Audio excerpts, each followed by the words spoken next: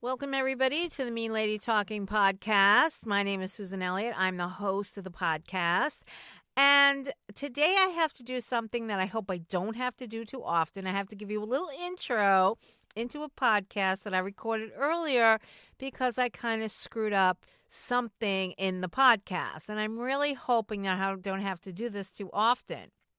What happened was somebody had heard the first episode where I explained how I had married my mother when I realized that my husband was just as crazy as my mother was, and that these crazy people that I've been trying to please all my life were cut from the same cloth. Not to go through all the stories again. She said to me, weren't you and your first husband teenagers together? Weren't you able to see them side by side? And there was very good reason why I wasn't able to see them side by side. But anyway, I started thinking about it. And I just jumped on the computer one night and I started riffing on this story, basically explaining what she had asked me. Now, as I said in my very first podcast, I don't work from a script in these podcasts. They're totally unscripted, but I do outlines and I do a couple of blurbs, make sure I'm on topic, make sure that I'm hitting the points I want to hit, and then I want to let you know what's coming up next, which I forget all the time, but I will get better at that. Anyway, so I opened the story with most of the craziness that I went through with my mother when I was a teenager, and that was my adoptive mother. And because I just kind of riffed on this podcast, I wasn't really sure how it went, so I wanted to listen to it. And at some point, probably 3/4 of the way into it, I started talking about my mother and how my brother found me a couple of years ago, brother that I never knew I had. You just find out you have a brother in your 50s. And it just dredged up all this anger at my mother. But it was my birth mother, and I didn't differentiate the two of them in the podcast that you're about to hear. I really hit the mother bonanza with these two, the mother load of mothers, so to speak, and I didn't differentiate. So the beginning of the podcast, when I'm talking about the teenager, I'm talking about my mother being a crazy person with the chicken cutlets and the cat food in the sink and all kinds of things. You can't wait to hear this, right? So anyway, and then later on when I talk about my mother who didn't tell me about my brother and then stopped talking to me for reasons unbeknown to me, I'm talking about my biological mother. Just getting that out there. So here's a totally unrehearsed, unscripted, even unoutlined podcast that you're about to hear so that I explain the differences between my mother and my first husband and where my first husband was when I was a teenager and all this craziness was going on. So hopefully I don't have to do this too often. I don't have to do an intro to a podcast to explain what the hell it was I was talking about. So here we go, on with the show. Enjoy.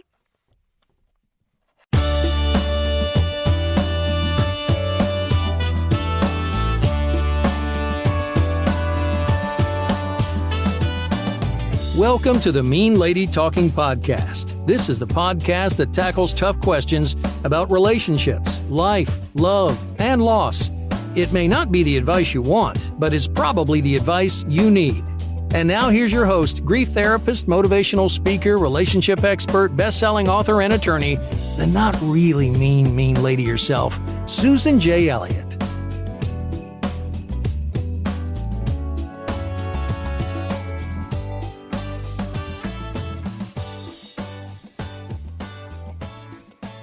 Good day, everybody, and welcome to Mean Lady Talking Podcast. My name is Susan Elliott, and I am the host of the Mean Lady Talking Podcast. And I wanted to let you know that this episode, we're going to be talking about how you wind up with somebody who's just like your dysfunctional family, even when that person knows your dysfunctional family, and even though you can have the two side by side and still not get it. And that's what I talked about in my very first podcast. I talked about my husband being like my dysfunctional family. Now, somebody who knows my story has heard me speak or done my workshops and wait a minute, weren't you and your husband teenagers together? Like, didn't you get that he was like them? And no, I didn't, for several reasons. If you broke it all the way down, the most basic reason is that we're 16, we're both from dysfunctional families, and neither one of us had any personal insight or was aware of any of this stuff. So that's one reason. But the other reason is that when you are not healthy and you're trying to work out the issues with your dysfunctional family by being attracted to people that are like your dysfunctional family, like I've said in other places, think about comfort zones. You are comfortable around people that remind you of your dysfunctional family because it's familiar. Comfort doesn't mean putting your legs up and sitting in front of the fire. It means familiar, and familiar comes from the word family. So when I was a teenager, my job on Saturdays, and this will sound very familiar of those of you who know the story about my marriage, I had to clean the house all day long.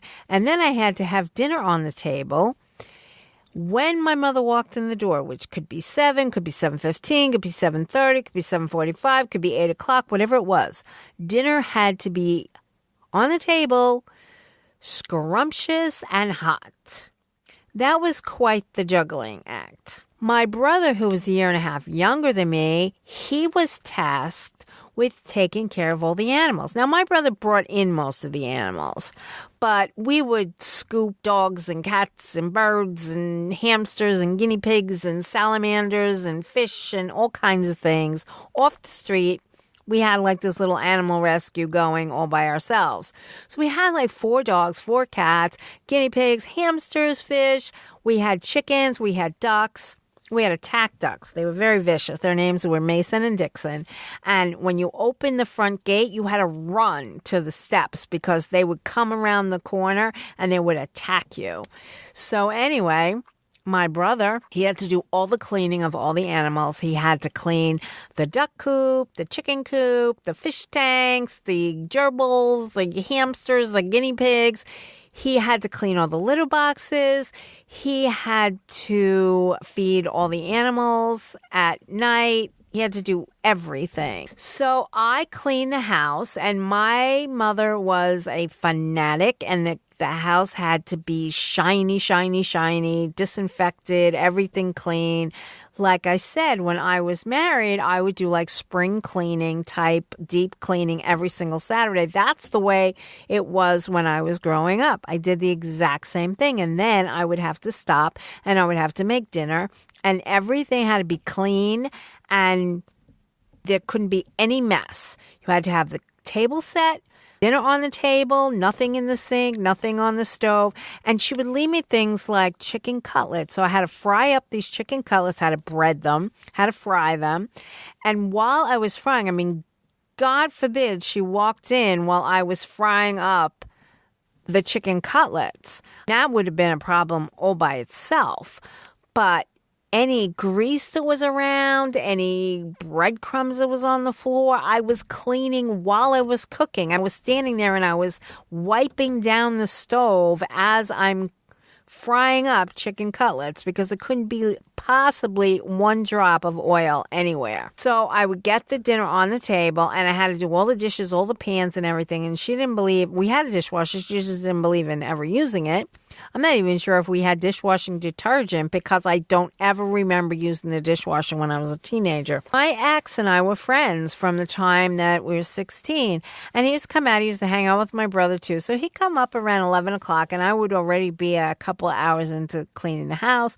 And he'd sit there, he'd listen to music. So he'd help my brother with the stuff that he was doing. And he would be there many times when my mother would lose it when she came in the door.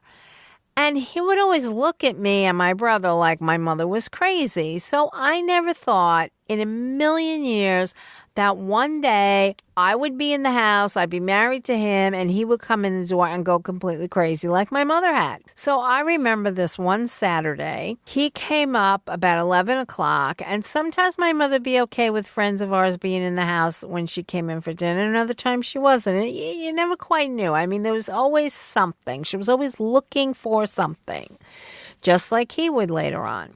He comes up about my ex-husband was my boyfriend or my friend at the time. I don't remember which one it was. I got finished cleaning around 2. I think he helped my brother with his chores. And the 3 of us went out, or the 2 of us went out, or something went out. And then I came back to do dinner. And he hung around. And I remember my brother had some issue. One of their cats hadn't come back for dinner. And all of a sudden, about 15 minutes before my mother was coming in, the cat shows up for dinner. And I'm like, you better feed that cat, because if that cat's meowing all over the place, Ma's going to have a fit. So he rushes and he takes the cat. He puts it in a bedroom with some cat food because we didn't want the other cats or the dogs to eat the cat's food. So I said, you better hurry up because she's coming in. So I had the chicken cutlets on the table, had everything set, everything was clean. Spick and span. My boyfriend sitting in the living room, kind of looking in the kitchen, see what's going on. And my brother, for some reason, I don't know why he did this, he takes the spoon that he had used for the animals. So the other thing he had to do was the garbage. So the garbage had to be out by the time she came in.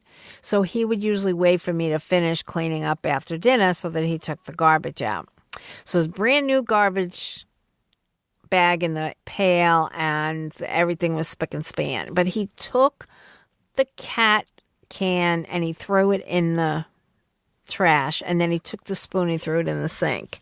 And there was still a good amount of cat food on the spoon. So my mother comes in, I have this beautiful dinner on the table. Now, mind you, I'm 16 years old and the house is spotless. Everything is done. She walks in and the first thing she sees is that damn spoon in the sink. And when I watched her eyes go to the sink, I had a heart attack.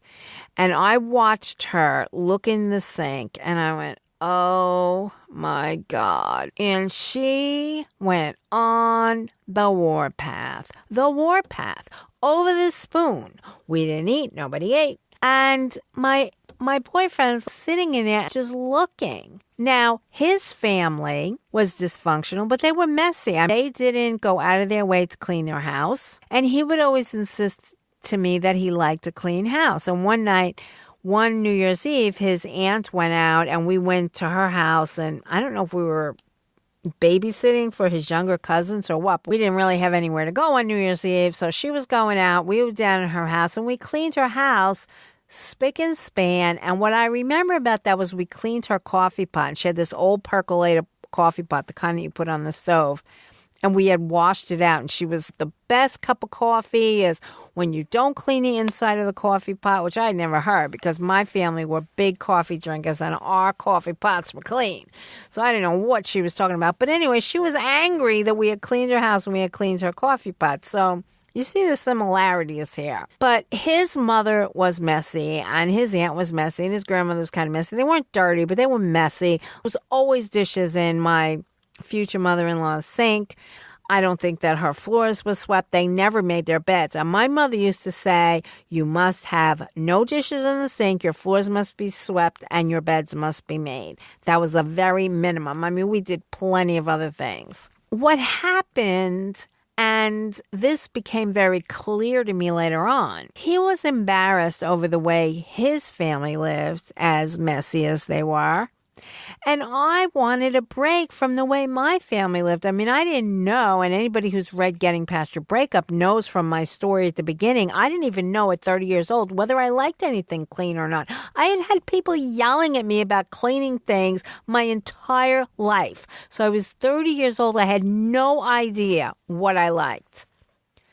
So he liked things clean and was kind of embarrassed about his family. Now, he saw me cleaning the way that I did at 16, and he thought, this is the type of person I want to be with because she's so clean, and I'll always have a clean house. And he always did have a clean house, but like my mother, who would come home and flip out for hours hours it went on that night about the spoon. And that wasn't the only time, and it didn't matter if anybody was in the house.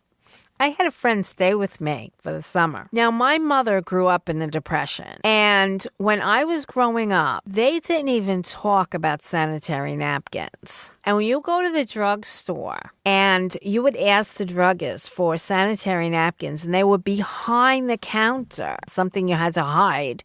And then he would take it and he would put it in a plain brown paper bag that just covered the Kotex sign in front. Take it home, and we didn't have vanities and things like that in the bathroom. And I grew up in New York City, so we all had very small bathrooms, and there was always one bathroom in the house or the apartment. So you would come home and you would take the sanitary napkins and you would put it behind the underneath the tank in the toilet. And you never talked about it. You never talked about what was in there. You never mentioned the word Kotex. You never mentioned the word sanitary napkins. You never mentioned any of that stuff. That's the way my mother was. And we never, ever talked about sanitary napkins. You needed it. You went to the drugstore. You got it. You got a plain brown wrapper, you put it behind the toilet. That was the end of that. So I had a friend who was the middle of three girls, and she was staying with us for the summer. And for some reason, I don't know why, she brought up this bag. A bag full, and I didn't even know this at the time. She just had all these clothes. You would thought that she was moving it. She had a trunk with her. And she was staying for about 3 weeks in the summertime. And she went out with us one night, one Saturday night or Sunday night. We all went out to dinner. I don't know what she had in her bag, but the dogs got into her bags while we were gone. We get home, and she must have brought 100 sanitary napkins with her for the summer. I have no idea why. But when we got home, there was sanitary napkins from one end of the house to the other, all torn up. I thought my mother was going to drop dead on the spot. When she looked at Kotex from one end of the house to the other, I thought the woman is just going faint dead away, and we're never going to be able to revive her. There's a woman who wouldn't say the word Kotex, and now we've got 100 of them all over the house. So I'm standing there with my mouth hanging open. I can't even believe this. My friend is mortified, not because it was Kotex all over the house, but because the dogs had ripped them up. And she was like, my Kotex. And my sister just starts laughing. She just thought this was hilarious. And I thought my mother was going to punch her right in the face. My mother just carried on that night. Our really nice night was totally ruined. She went on and on and on. She said everything in the world about everybody, how we were slobs, how we didn't put anything away, how she did everything without ever mentioning the word Kotex or sanitary napkin. She didn't go on to the subject or what had triggered this whole episode, but she carried on for like 2 hours. So the night of the cat food in the sink stayed with me, and my ex was there for that. And he was looking at me and I was looking at him. But what happened was we never exchanged any kind of conversation or information about, what do you think of this? Do you think my mother's crazy, or do you think that spoon should have been clean? Because I will tell you that right before we broke up, the exact same thing happened. It wasn't a spoon. I think it was a cup that was in the sink. And of course, he didn't remember. And I know that I wrote in Getting Past Your Breakup, I married my mother. Now, I had been with him for 13 years at this point. And it just dawned on me when he carried on about one thing being in the sink when the entire house was spick and span. The same way he carried on with the kids over one Fisher-Price toy. And he dragged a 5-year-old and a 4-year-old out of bed at 11 o'clock at night to get them to clean up the Fisher-Price guy. It took all of that at the very end of my marriage. That was the last month of my marriage for me to get, oh my God, I married my mother. And he was there when I was a teenager. He saw how she behaved. But of course, we never talked about it. And what he was trying to overcome was the embarrassment that he felt about his family being slobs.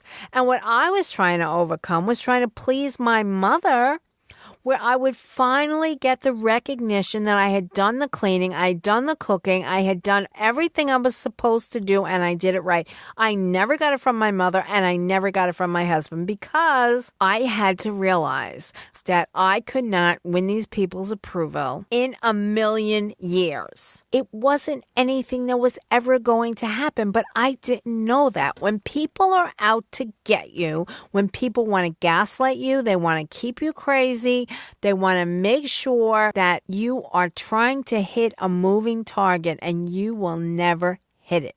I thought it could be hit. I thought I could get approval. I was so silly. And I was probably in therapy about a year when it hit me one day. I'm never going to meet these people's approval in a million years. And that included my ex-husband, and that included my mother. When you get to where you're going, you have to look at your relationships. And that's why I have the life inventory in Getting Past Your Breakup. And why I have the mother inventory and the father inventory, because you have to think about what battles are you still waging with whoever it is, your mother, your father, some caretaker, that you're attracted to people in relationships that are like your mother and father, like your caregiver, like your caretaker, who never gave you the approval, who never did whatever. If you look at the dynamics in your relationships, you will see that you are trying to recreate the struggles that you were unable to win with your parents, with your caregivers, and you're still hoping to win it, but you keep picking people that you're never going to win it with. And what we need to do is we need to recognize our struggles. We need to recognize our unfinished business, that we are still out there waging war in relationships, trying to get the win, trying to get the approval. You know, for me, it was getting the approval. I want you to say good job. But I kept staying in a marriage with somebody who was never going to tell me good job. Never.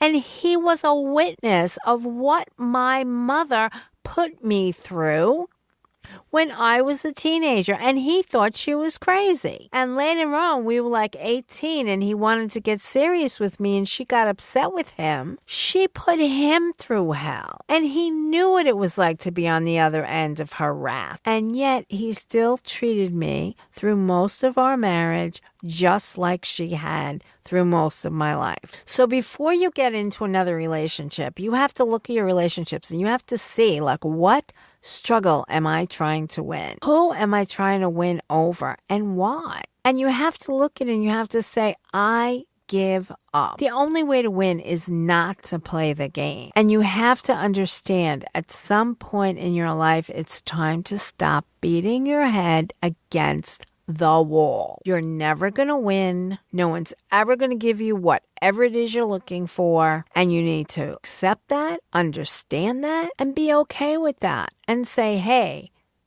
I'm okay with me. When I looked back on everything that I had done as a teenager, doing all that cooking, doing all that cleaning, doing all that shopping, I did my family's grocery shopping at the age of 10. I used to take a cart and go walk around the corner to the A&P, and every single Saturday morning at 8 o'clock, I was up and I was doing the grocery shopping. And when I was 12, there was a mechanic at the cab company on the corner, and he used to say horrible things to me, like really nasty sexual things to me, a 12-year-old girl. And I would walk all the way around the other way to avoid this guy. And then one day I just threw eggs at him. And I told my brother one day, I said, the next time that guy talks to me the way that he does, I'm just going to slam him with eggs, because my eggs were on top of the shopping cart. It was the top thing, so they didn't get crushed.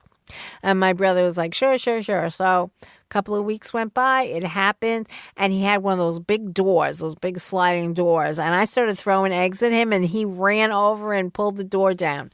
I went home and I told my brother, and he said, I have to go see this, and he went over to the cab company. He told everybody, yep, there were eggs all over the place. But I did that at 10 years old. At 10 years old, I was doing my grocery shop, and all through my teenage years, I was doing all the cleaning, all the cooking. I mean, not all the cooking, not like every single night, but I cooked many nights, and I cooked every Saturday night, and I had crazy fried foods on the table set, not a drop of oil, nothing. And then I did it during my marriage, and I did a good job. And all I had for all those years, for 20 years, all I had was disapproval of my mother and then disapproval of my husband, like I hadn't done anything right. And like I've said, I was polishing brass. I was washing windows on Saturdays when I was married with 3 kids and worked all week. And there I am, polishing brass and washing windows. I mean, what kind of crazy person does this?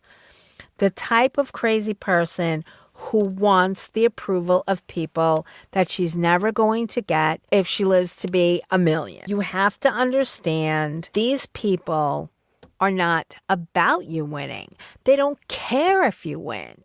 They are not there to give you the prize. They're there to make you jump up and down so that it makes them feel better. You can do all of the research about this as you want, but I will go into this in future episodes, like what's in it for them.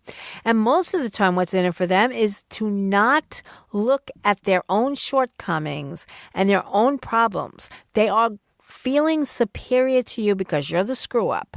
You're the one who can't clean right, who can't cook right, who can't keep things clean right. You're the one who invited the friend all over with the sanitary napkins all over the place. You're the person who can't do anything right.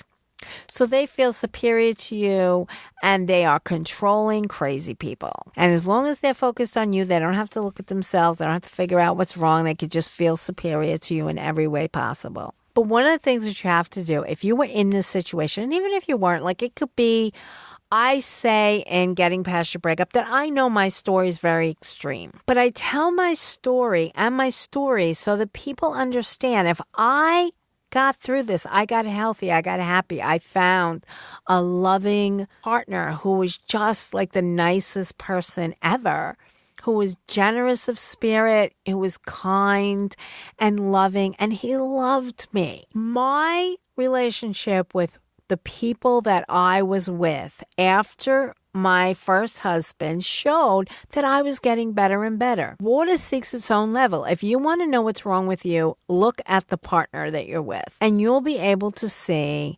exactly what the dynamics are and exactly what's going on. When I looked at the men that I was in relationships with after my first husband, they seemed to get better and better. I mean, it wasn't like a straight trajectory up. I say that all the time. I mean, sometimes I would just pick a total loser, go, oh, I know better than this. What was I thinking? But sometimes it just takes over. The hormones take over. Who knows what happens? But you just have a dud once in a while. I looked at my relationships and I could tell that I was learning something all the time. And I could look at the people that I was with and I could say, okay, I still have to work on this. When I was with emotionally unavailable people, I realized that this is about my father. This is absolutely about my father. My father was emotionally unavailable. He was a pretty good guy. I had a good relationship with him. I've come to see my father very differently as I went on in therapy, and my father had already passed by the time I got into therapy. There was 9 years between my first husband and my husband, Michael, and my husband, Michael, reminded me a lot of my father. But there wasn't the drinking, and he was emotionally available. So I had learned a great deal. And when I went through my relationship with my father and I talked about it, it was almost more difficult to get over emotionally unavailable people than the abusive people. Abusive people, much easier to walk away from an abuser once you learn how to do it. When the emotionally unavailable people, it's a bit more difficult. But I was able to look at, okay, that's the third emotionally unavailable guy I've dated. Okay, what is going on? But one of the things that you have to do, and I learned this from what I didn't do in my first marriage, even though I was absolutely incapable of even knowing how to do it. But if you go to Getting Back Out There, and I talk about the early relationship, I talk about communication, you have to talk about, what do you want in a partner? What do you see? What do you envision a good partner is? Now, if my ex-husband and I had been honest, we had been somewhat aware, we had some sort of insight, he would have said, I want somebody who cleans the house all the time and cooks great meals and takes care of the children and works and makes a whole bunch of money. And he would have put down this list of things that were completely impossible. And I tried very hard, and I came very close to fulfilling all of that, and it still wasn't good enough. But if you're somewhat healthy and you go out with somebody who's somewhat healthy, you both should be able to voice, to give words to what it is you want in another person. What would make you happy in a partner? What would that person have to be like? And for me, after being with all these crazy people, I wanted somebody who was easygoing. And Michael was like the easiest going person in the world. I've told this story. I tell it a lot. He was a car guy. He loved his cars. He loved things with motors. He loved his boat. He loved his motorcycle. He loved his trucks. And one day I just plowed right into his brand new truck.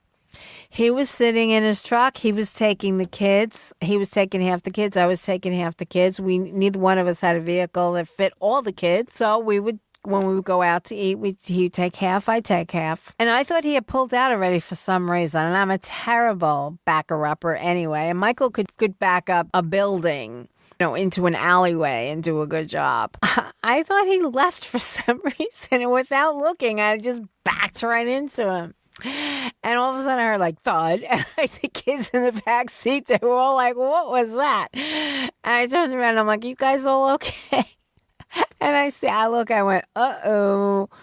And Michael gets out of the truck, and he comes and he looks at my car. He looks at his car. He gets back he shakes his head, and he gets back in the truck. We meet at the restaurant. He never said a word about it. Never said a word about it. Never once mentioned it. Never once mentioned it. And I know that a couple of years later, one of the kids brought it up to him. And he said, I want my wife to be happy more than I care about my truck. And it was he just couldn't understand, why are you going to yell at your wife over hitting your truck when your wife's the most important thing to you? And yeah, the truck's important, but not as important as she is.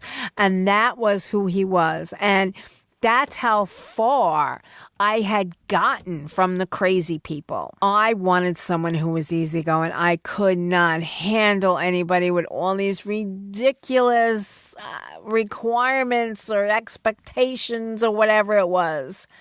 And I found it because I did my work on me. And I looked at the relationships that I'd had. I did my life inventory. I did my mother inventory. I did my father inventory. And I was able to make all of the parallels in my life. And I was able to look at it and say, okay, this is an unresolved issue. That's an unresolved issue. And as I've worked with people over the years, I have found that they have these patterns, and sometimes it's extreme. Sometimes they go, this guy's your mother, and then this guy's your father, and this guy's your older brother, and this guy's your older sister. And so you just see you have all of these unresolved relationships that you have to deal with. But it's not hopeless. People become so overwhelmed. And I used to talk about how when I first started it, I was so overwhelmed when I realized how much work I had to do. And I used to talk about it being like a basement that's full of, I said it was this musty, moldy basement full of garbage. And I would have to open the door and run down and pick up one thing and run back up and look at it. That was how I described my therapy, my issues. My issues was everything in that basement. And I told people that I've worked with over the years, when I've been their therapist, I've said, you can't keep opening the door and looking down because you just start screaming. Thing in the basement is all my issues. So you can't look at the entire basement and go, oh my God, I have to clean this basement within the next 15 minutes. No, forget everything that's in the basement. Just pick up one thing, come up, look at it, and don't worry about the rest of the junk in the basement. You will get to all of it.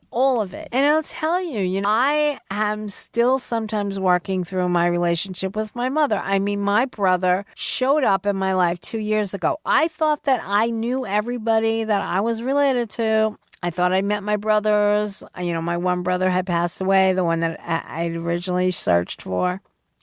And then all of a sudden, my other brother shows up. Not only did that rock me because it put me back with my mother again, because she knew that he was out there when I met her. And I think she stopped talking to me because she thought that I had contacted him. And I didn't. I didn't even know he existed. And then cousins that I felt really close to and felt really attached to knew about him and never told me. They betrayed me. And I was shocked and stunned and upset. And all of these issues and all these emotions came out all over again. I was just like, oh my God, the basement just filled right up again.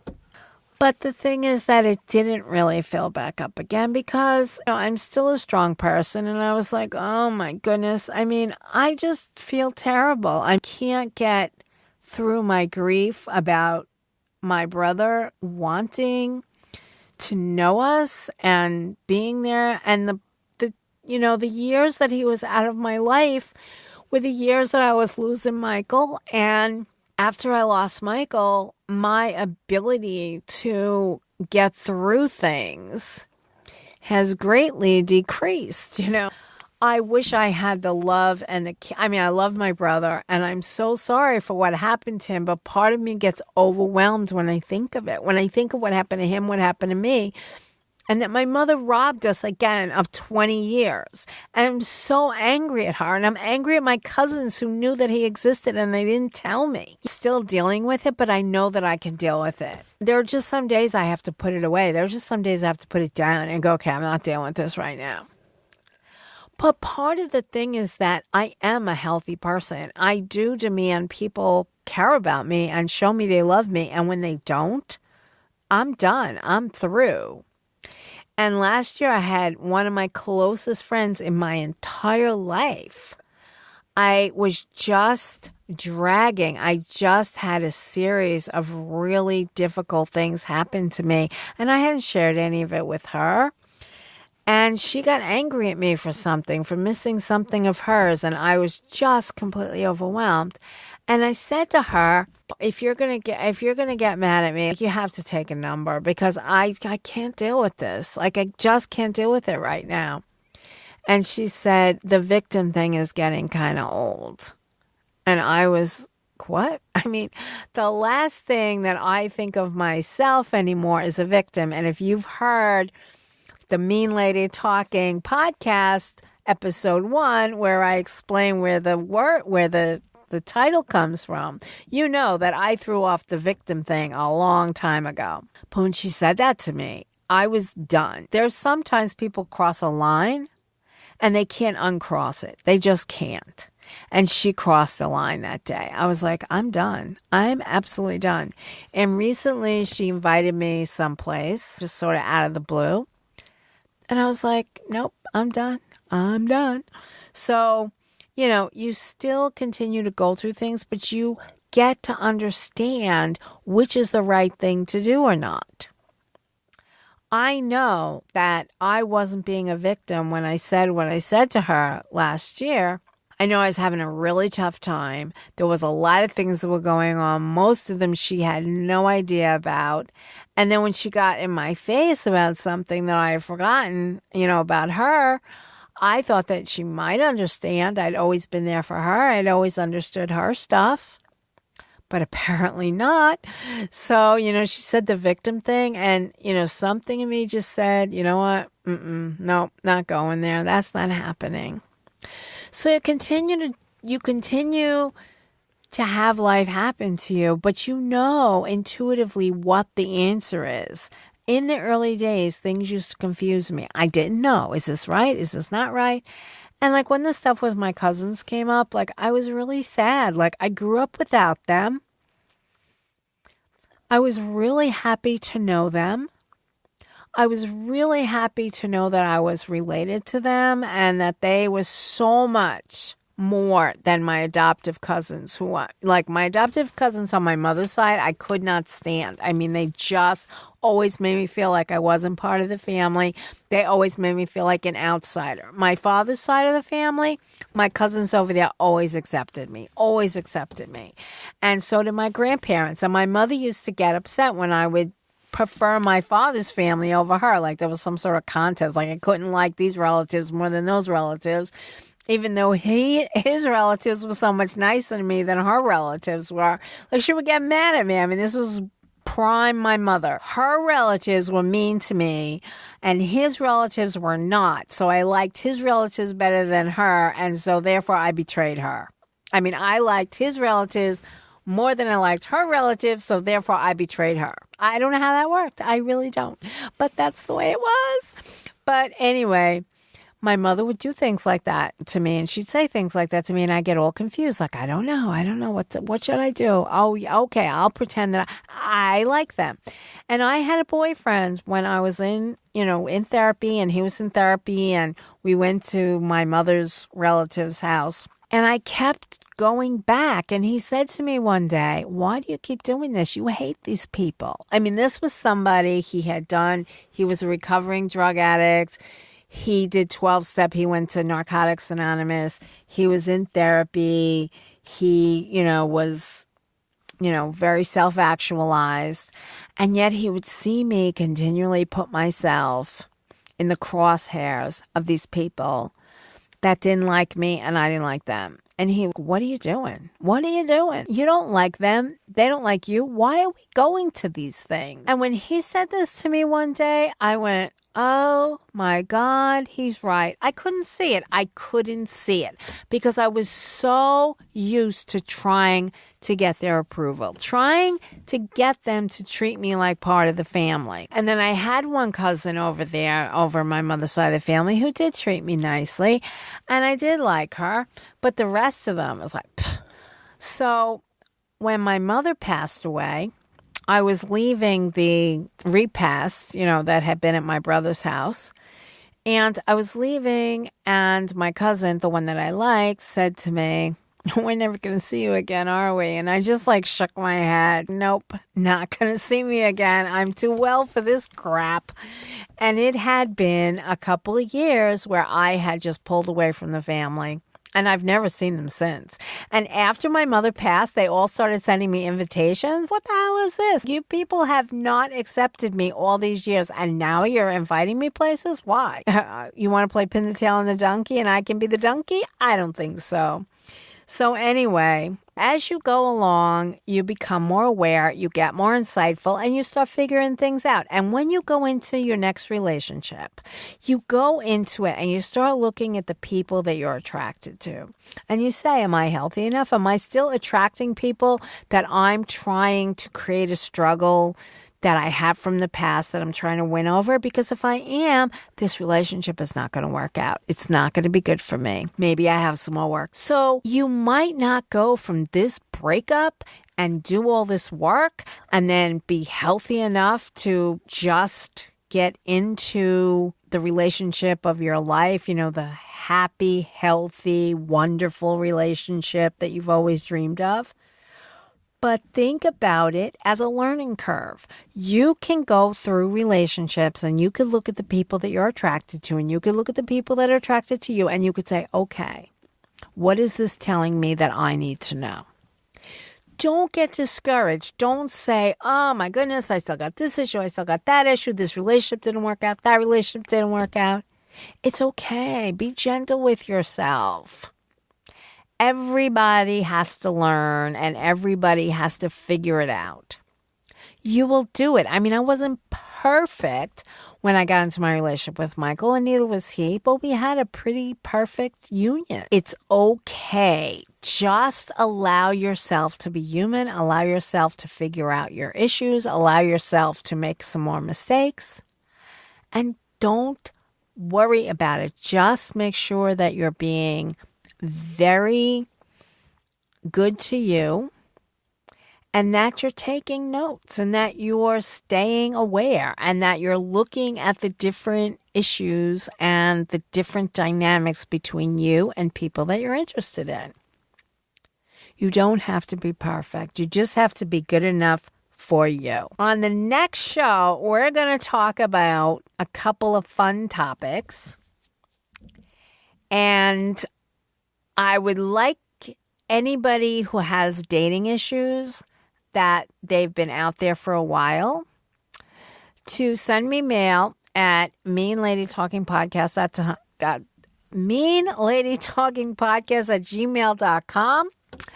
I want to do a dating show where I'm just answering questions about dating. It could be questions from the questions post. It could be a longer email where you're telling me about your issues.